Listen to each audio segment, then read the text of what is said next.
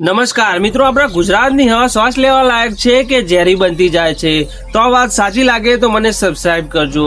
તો ગુજરાતમાં પ્રદૂષણ નિયંત્રણ બોર્ડ દ્વારા જીસીપી દ્વારા 4605 કંપનીઓને નોટિસ આપવામાં આવી છે। એમાંથી 313 કંપનીઓને બંધ કરવાનો ઓર્ડર પણ આપવામાં આવ્યો છે।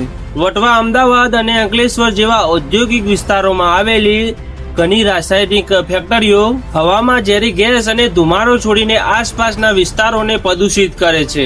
આ કંપનીઓને ગુજરાત પ્રદૂષિત નિયંત્રિત બોર્ડ જીપીસીબી દ્વારા વારંવાર નોટિસ પણ આપવામાં આવેલું છે। દહેજ અને અન્ય વિસ્તારોમાં ઇંધણ, રાસાયણિક, ટેક્સટાઇલ જેવી કંપનીઓ પણ પ્રદૂષણ વધારી રહી છે। તો મારો કહેવાનો મિનિંગ છે કે આપણા ગુજરાતમાં 4000 કરતા પણ વધુ કંપનીઓ હવાનું પ્રદૂષણ કરે છે। હવાના પ્રદૂષણના કારણે લોકોને શ્વાસની તકલીફ થાય છે અને શ્વાસના રોગ પણ થાય છે। તો આ વાત તમને સાચી લાગી હોય તો સબસ્ક્રાઇબ અને લાઈક કરજો।